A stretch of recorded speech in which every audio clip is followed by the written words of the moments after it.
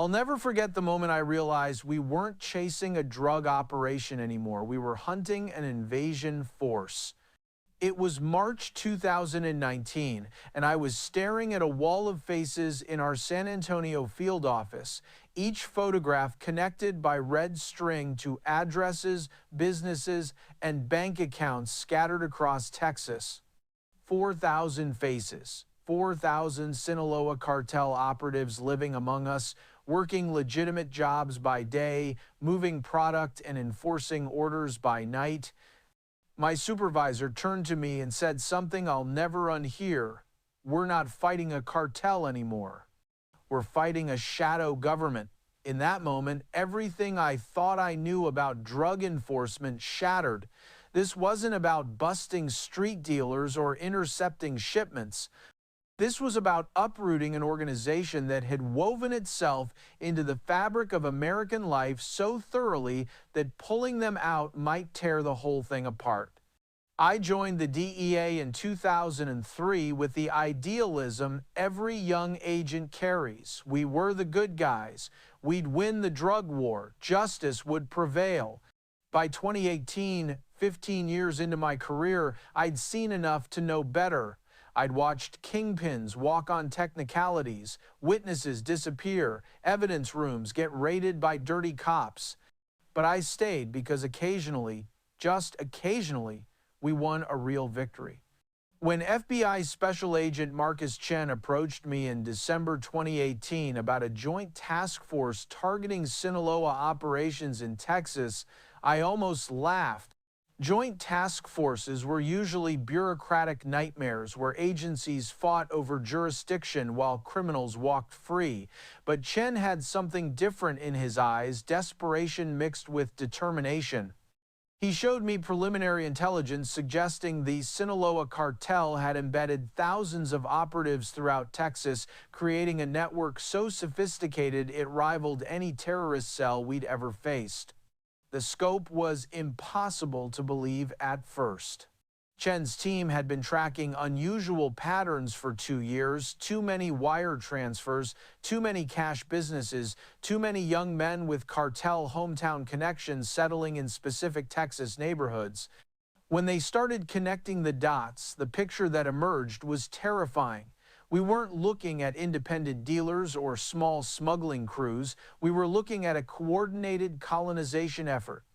The Sinaloa Cartel, under the direction of El Mayo, Zambada, and Los Chapitos, had sent waves of operatives into Texas between 2014 and 2018, establishing them in Houston, Dallas, San Antonio, Austin, El Paso, and dozens of smaller cities. These weren't criminals in the traditional sense. Many had clean records, spoke perfect English, held legitimate jobs. They were sleeper agents waiting to be activated, and by the time we understood what was happening, they already controlled distribution networks worth billions. My role in what would become Operation Lone Star Shadow started simply enough: follow the money. The DEA had financial analysis tools the FBI didn't, and Chen needed someone who understood cartel money laundering structures. I spent January and February 2019 buried in bank records, wire transfer logs, business incorporation documents, and property deeds. What I found made my blood run cold. Between 2014 and 2019, over 12,000 suspicious property purchases had occurred across Texas homes, warehouses, storefronts, farmland. The purchases followed patterns, always cash or quickly secured loans, always through LLCs with opaque ownership structures, always in strategic locations near highways or border crossing routes. When we cross-referenced the purchase dates with known cartel leadership movements and communication intercepts, the correlation was undeniable. This was planned. This was methodical. This was an invasion disguised as immigration and entrepreneurship. The official story Americans believed about the border crisis was one of desperate families seeking better lives, of overwhelmed immigration systems, of political failure. That story wasn't wrong, it just wasn't complete. Hidden within the genuine humanitarian crisis was something far more sinister. The Sinaloa Cartel had weaponized the chaos. For every 10 legitimate asylum seekers crossing into Texas, 2 or 3 were cartel operatives with specific missions: establish residency, secure employment, await orders. They blended perfectly with immigrant communities, making them nearly impossible to identify. Immigration and Customs Enforcement was so overwhelmed processing families that single adult males, the cartel's primary recruits, could slip through with minimal vetting. By 2018, the cartel had successfully positioned thousands of operatives across Texas, creating the infrastructure for the largest drug distribution network in American history. And almost nobody in law enforcement had noticed because we were looking for criminals, not soldiers. The first major break came in March 2019 when we flipped a mid-level enforcer named Julio Reyes. Julio had been arrested in Houston on a weapons charge, modified AK-47 inches, his trunk during a routine traffic stop. Facing 15 years federal time, he made a calculation. His life was worth more than his loyalty. What Julio told us over 3 days of debriefing changed everything. He described a command structure more sophisticated than anything we'd seen in cartel operations. The 4,000 operatives weren't independent actors. They were organized into cells of 50 to 100 members, each cell compartmentalized with specific functions. Some cells handled distribution exclusively, others provided muscle and enforcement, some existed purely for money laundering, and at the top, coordinating everything, was a council of 12 regional commanders who reported directly to leadership in Culiacan. Julio gave us names, addresses, cell structures, and communication protocols. Suddenly, the wall of faces in our field office started organizing into a comprehensible enemy order of battle. The scale of what we were planning was unprecedented. You can't arrest 4,000 people quietly or gradually. If we moved too slowly, rolling up cells one at a time, the network would realize what was happening and scatter. If we moved too quickly, without sufficient evidence on each target, defense attorneys would tear our cases apart and most would walk. We needed simultaneous raids across the entire state, coordinated down to the minute, with solid prosecutable evidence against every single target. The logistics were staggering. We'd need hundreds of agents, thousands of support personnel, dozens of judges signing sealed warrants, complete operational security for months, and cooperation from local police departments that might themselves be compromised. When I presented the preliminary operational plan to DEA leadership in April 2019, the response was immediate and unequivocal: this is impossible. You'll never get approval. But Chen had already briefed FBI Director Wray, and Wray had briefed the Attorney General.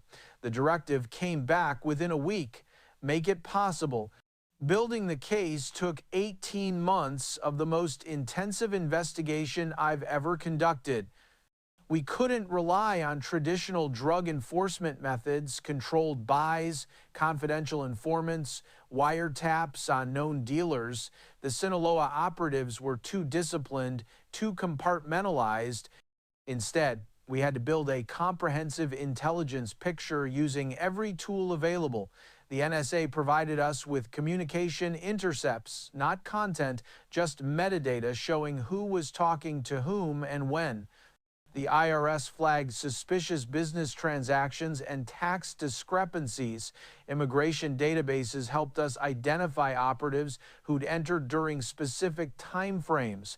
Local police departments contributed arrest records, traffic stops, and incident reports.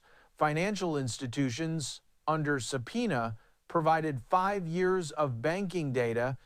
We fed everything into analytical software that identified networks, hierarchies, and patterns. Slowly, painfully, the invisible army became visible. By September 2020, we had compiled dossiers on 3,847 confirmed cartel operatives, names, addresses, roles, associates, and evidence of criminal activity for each one. The evidence-gathering phase revealed just how deeply embedded the network had become.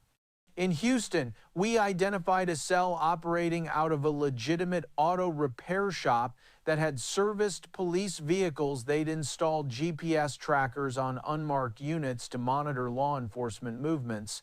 In Dallas, a cartel-owned restaurant supplied catering to corporate events and political fundraisers, providing cover for money laundering and intelligence gathering. In San Antonio, operatives had infiltrated the Port Authority, allowing them to flag and redirect shipping containers for inspection avoidance. In Austin, they'd established relationships with university students, using them as unwitting drug mules to distribute product on college campuses across the state. The cartel hadn't just established a distribution network, they'd created an intelligence apparatus that monitored law enforcement, corrupted institutions, and exploited every vulnerability in American society. Every raid we planned risked exposure because we couldn't be certain who in law enforcement might be compromised.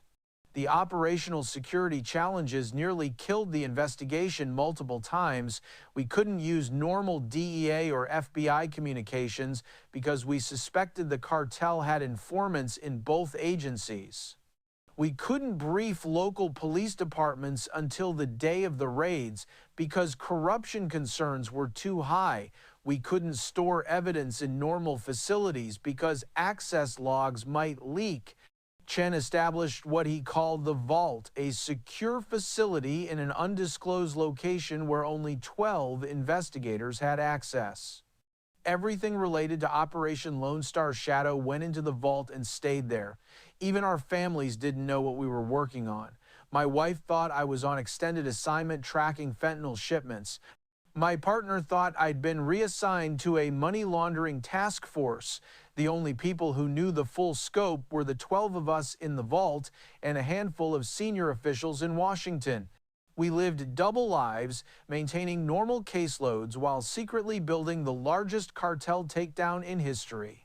By December 2020, we'd identified 4,000 targets, the original 3,847 confirmed operatives, plus 153 more uncovered during final surveillance sweeps. The Attorney General authorized the operation in January 2021 with one condition: 0 leaks before execution. We had 6 months to coordinate everything. Chen divided Texas into 12 operational zones, each assigned to a team of FBI and DEA agents supported by U.S. Marshals and vetted local police units. Federal judges across Texas signed 4,000 sealed arrest warrants and 1,200 sealed search warrants. We identified 847 properties to be seized, 312 businesses to be raided, and $6.2 billion in assets to be frozen. The logistics required military precision, predetermined arrest teams for each target, backup teams in case targets weren't at primary locations, detention facilities capable of processing thousands of arrestees, prosecutors ready to file charges immediately. We wargamed every scenario. What if targets resisted? What if they fled? What if they took hostages? What if corrupt cops warned them? I spent April through June 2021 leading surveillance teams tracking high-value targets the 12 regional commanders Julio had identified.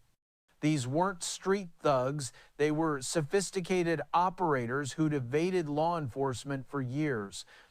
Hector El Fantasma Salazar ran the Houston zone from a mansion in River Oaks, presenting himself as a successful import-export businessman. Diego Moreno controlled Dallas operations while working as a commercial real estate developer.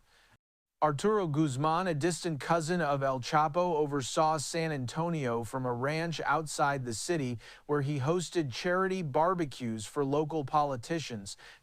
Each commander lived a double life, balancing cartel business with elaborate cover identities. Watching them operate was surreal. I'd see Salazar having business lunches at upscale restaurants, then observe him meeting with enforcers in warehouse parking lots at midnight. They were ghosts hiding in plain sight, protected by money, lawyers, and the sheer audacity of their cover stories. The personal toll of working Operation Lone Star Shadow nearly broke me. For 18 months, I existed in a state of constant paranoia and isolation. I couldn't discuss my work with anyone outside the vault. I couldn't explain to my wife why. I was distracted, exhausted, emotionally absent. I watched my marriage deteriorate because I couldn't tell her I was hunting an army of cartel operatives hiding in our communities. I watched my kids grow distant because I was physically present but mentally absent, always thinking about the operation, always worried we'd be discovered before we could execute. The weight of what we knew, that thousands of cartel soldiers were living among unsuspecting Americans, created a burden I couldn't share. Every time I saw a news story about border security or drug violence, I wanted to scream that people had no idea how bad it really was, but I stayed silent because operational security demanded it. June 2021 brought unexpected complications that nearly derailed everything. A routine DEA raid in McAllen netted a Sinaloa courier who shouldn't have been part of our target list. He wasn't in our database. Under interrogation, he revealed that the cartel had begun deploying a new wave of operatives into Texas starting in early 2021. Taking advantage of the increased border crossings during the administration transition, our intelligence was already outdated. The network was growing even as we prepared to dismantle it. We had a choice: delay the operation to identify new targets and risk the existing ones discovering our investigation, or execute as planned and accept that some operatives would escape. Chen made the call. We execute on schedule. Better to take down 4,000 and miss a few hundred than risk losing everyone. It was the right decision, but it haunted me. I knew that somewhere in Texas, cartel operatives we hadn't identified would survive the takedown and rebuild. July 2021 was the final countdown. We briefed over 800 federal agents and 1,200 local law enforcement officers on their specific assignments, still without revealing the operation's full scope to most participants. They were told they were part of a major cartel operation, not that we were about to arrest 4,000 people simultaneously. We staged equipment, established detention centers, coordinated with federal prosecutors in every Texas district. The Attorney General scheduled a press conference for the day after the raids, already drafting remarks about the largest cartel bust in history.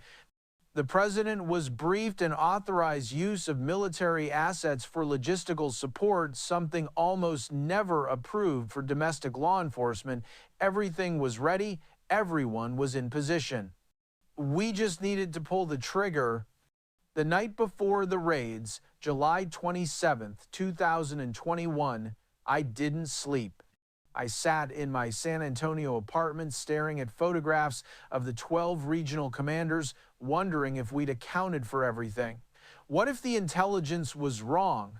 What if they discovered our investigation? What if they'd positioned counter-surveillance we hadn't detected? What if tomorrow ended in gunfights and dead agents? The weight of command, knowing that hundreds of law enforcement officers would be executing raids based on intelligence I'd helped compile, was crushing. If I'd made mistakes, people would die. If we'd missed compromised cops in our ranks, targets would escape and agents would be ambushed. I called Chen at 2 a.m. He was awake too. We didn't talk about contingencies or operational details. We just acknowledged the fear every commander feels before battle, that you've prepared everything possible and it still might not be enough. July 28, 2021, 5:47 a.m. I was positioned outside Arturo Guzman's ranch with a 20-agent strike team, listening to radio chatter as teams across Texas moved into position. At 6 a.m. exactly, Chen's voice came through.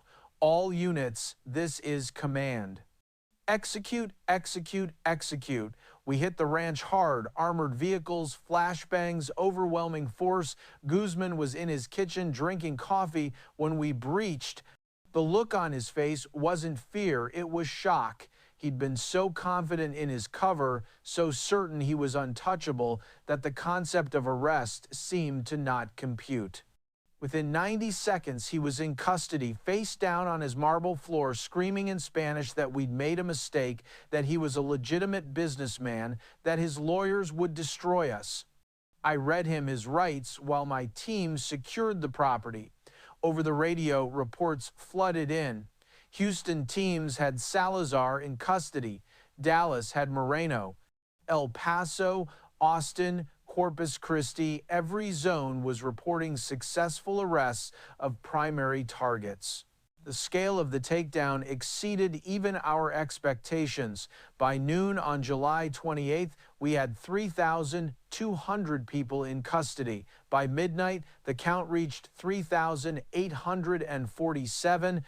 Over the next 72 hours, fugitive teams tracked down another 127 targets who'd evaded initial arrest attempts. The final tally, 3,974 arrests out of 4,000 targets, a 99.35% success rate that stunned even our harshest critics. But the numbers didn't capture the chaos. Detention centers overflowed. Defense attorneys descended like locusts. Arrestees claimed mistaken identity, political persecution, immigration rights violations, anything to muddy the waters. The media exploded with coverage, much of it skeptical. 4,000 arrests in a single operation? It seemed impossible, almost fantastical. Critics immediately labeled it racial profiling, a civil rights violation, a politically motivated show. They didn't have access to the evidence we'd compiled. They didn't know what we knew. The evidence we seized told the full story. In raids across Texas, we confiscated 47 tons of cocaine, 12 tons of methamphetamine, 890 kilograms of heroin, and 2.3 tons of fentanyl, enough fentanyl to kill every person in America 3 times over. We seized 2,847 firearms, including military-grade weapons that should never have been in civilian hands. We found $847 million in cash hidden in walls, buried in yards, and stored in safe deposit boxes. We took control of 312 businesses being used for money laundering, from car washes to nightclubs to trucking companies. We froze $6.2 billion in assets tied to cartel operations. The physical evidence alone required warehouses to store, but more valuable than the drugs or money were the records, computers, phones, ledgers, and documents detailing the entire network's operations, finances, and personnel. For the first time ever, we had a complete picture of how the Sinaloa Cartel operated inside the United States. The human cost emerged slowly as we processed arrestees and reviewed evidence. We discovered that the cartel had been ruthlessly enforcing discipline through violence Americans never saw. In a warehouse in Houston, we found a makeshift torture chamber where operatives who'd stolen product or cooperated with police were interrogated and executed. Forensics suggested at least 30 people had died there. In rural areas outside San Antonio, cadaver dogs located 17 bodies buried on cartel-controlled properties, suspected informants, rival dealers, and probably some victims who'd simply been in the wrong place. In Dallas, we documented evidence of sex trafficking young women, many undocumented, forced to work in cartel-controlled massage parlors and brothels as repayment for smuggling debts. The Sinaloa network wasn't just moving drugs, it was operating a complete criminal enterprise that victimized vulnerable people at every level. The operatives we arrested weren't all hardened criminals. Some were desperate immigrants coerced into service. Some were addicts working off debts. Some were kids who'd grown up in cartel territories and knew no other life. The legal proceedings stretched over 2 years and tested the federal justice system like never before, prosecuting 3,974 defendants simultaneously created logistical nightmares. Defense attorneys filed thousands of motions challenging everything: the legality of the investigation, the validity of warrants, the admissibility of evidence, the conditions of detention. Some challenges were legitimate concerns about due process when dealing with such massive numbers. Others were obvious delay tactics, hoping we'd make mistakes or lose evidence in the chaos. Federal prosecutors worked 18-hour days for months, prioritizing cases based on evidence strength and defendant danger level. The 12 regional commanders faced the most serious charges: RICO violations, drug trafficking conspiracy, money laundering, and in several cases, murder conspiracy. Their trials became media spectacles, with defense teams arguing their clients were legitimate businessmen falsely accused based on ethnic profiling and circumstantial evidence. Prosecutors responded by presenting the intelligence we'd compiled, communications intercepts, financial records, witness testimony, and physical evidence linking each commander to cartel operations. The verdicts started coming in mid-2022. Arturo Guzman, guilty on all counts, sentenced to life without parole, guilty 45 years. Diego Moreno, guilty, life without parole. One by one, the regional commanders fell. Of the 12, 11 were convicted and received sentences ranging from 30 years to life.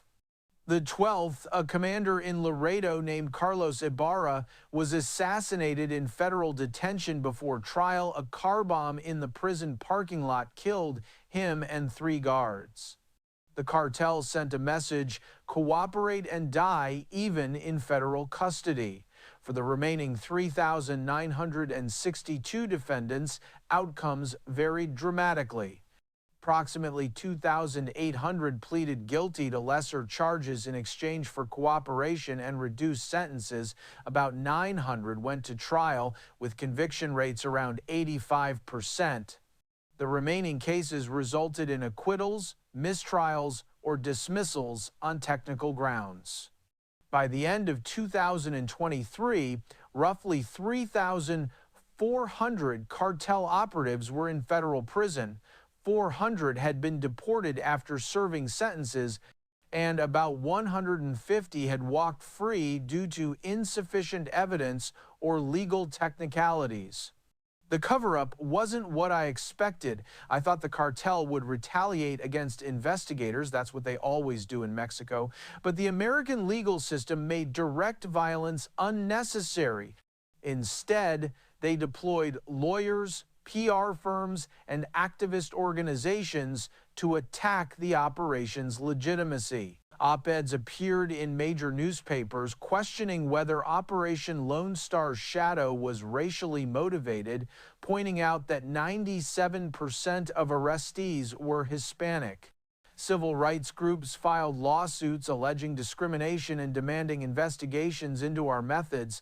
Defense attorneys leaked selected details from sealed documents to make it appear we'd fabricated evidence.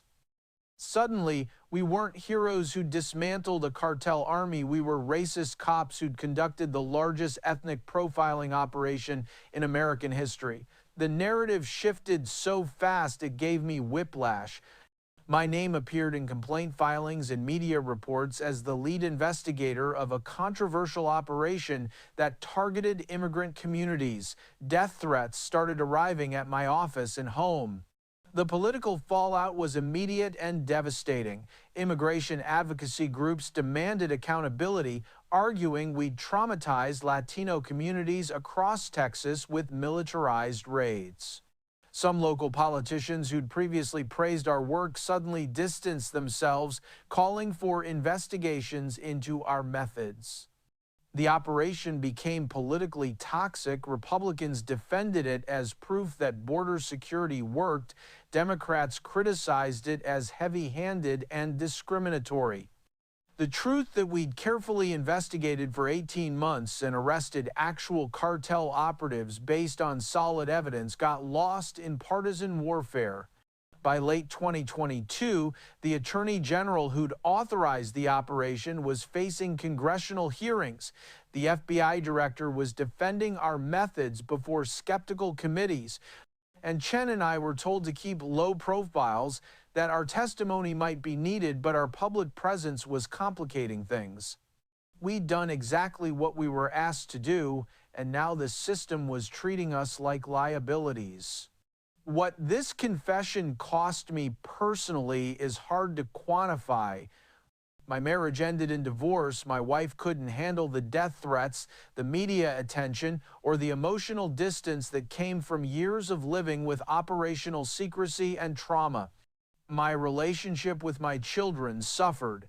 They couldn't understand why their father had become a controversial public figure.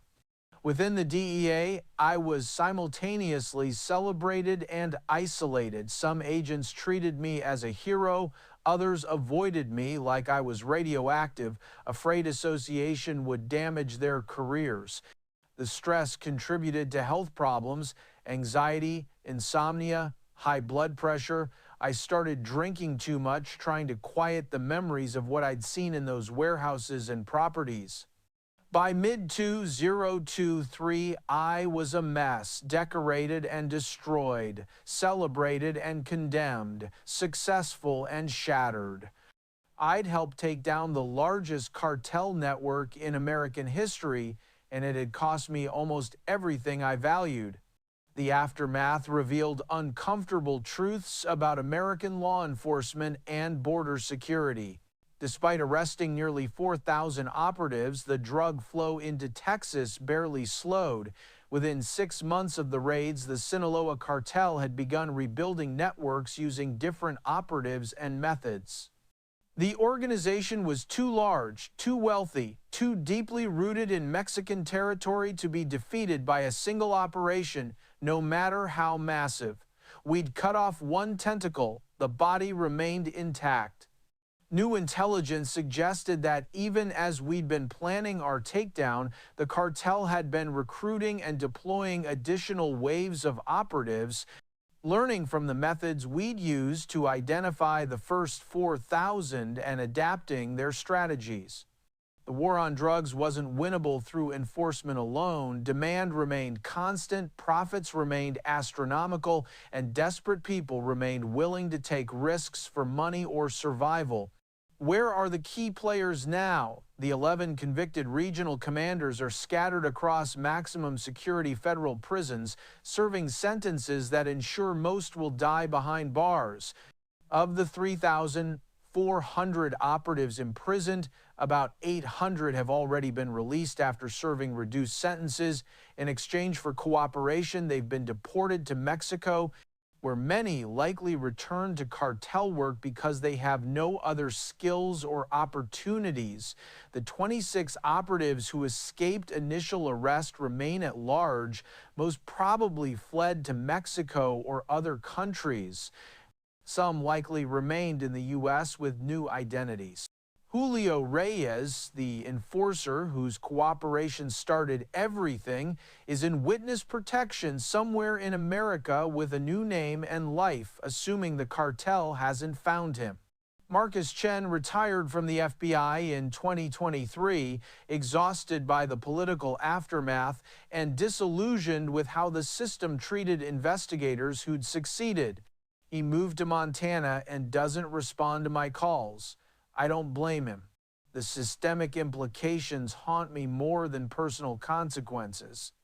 Operation Lone Star Shadow proved that the Sinaloa Cartel had successfully deployed thousands of operatives into American communities without detection until we got lucky with one arrested enforcer.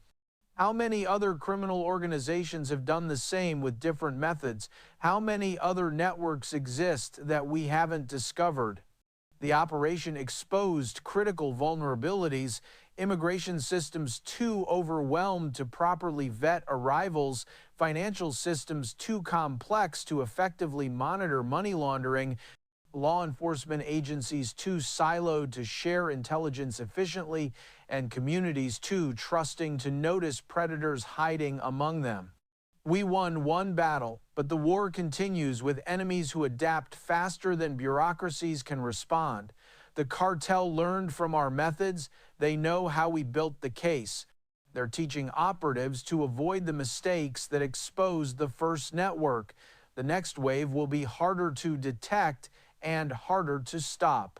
What I carry from this experience is a complicated mix of pride and regret, success and failure, vindication and loss. I'm proud we dismantled a network that was poisoning communities and victimizing vulnerable people. I'm proud of the investigators who worked 18-hour days for 18 months while maintaining perfect operational security.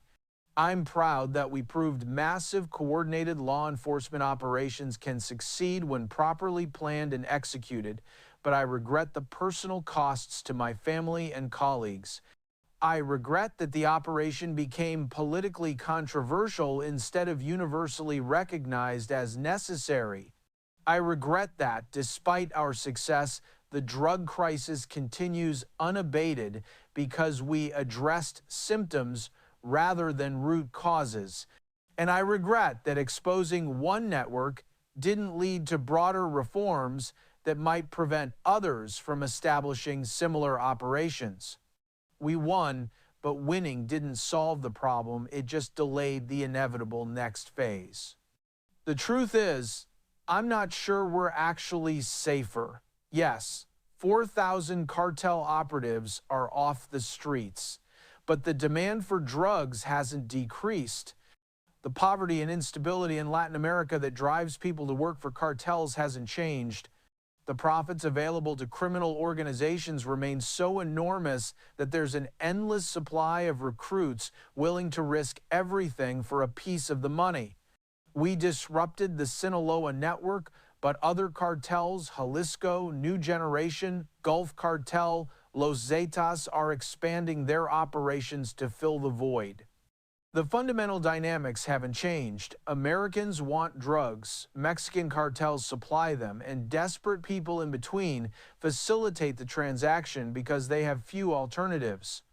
Until we address demand through treatment and prevention, until we address supply through stabilizing Mexico and Central America, until we create legal economic opportunities that compete with cartel money, we'll keep fighting the same battles repeatedly.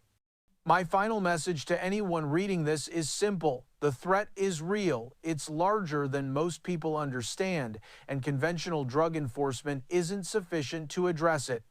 Operation Lone Star Shadow was extraordinary because it required extraordinary intelligence work, unprecedented coordination, and political will that's increasingly rare. We got lucky with a cooperating witness who exposed the network structure. We got lucky that the cartel hadn't yet discovered our investigation during the 18 months we built the case. We got lucky that operational security held despite involving hundreds of people. Luck shouldn't be our primary defense against organized crime. We need sustained investment in intelligence capabilities, better coordination between agencies, comprehensive immigration reform that distinguishes genuine asylum seekers from criminal operatives, and most importantly, we need honest conversations about drug policy that acknowledge enforcement alone has failed for 50 years. The next network is already forming. The question is whether we'll detect it in time or whether we'll wait until another 4,000 operatives are embedded in our communities before we act.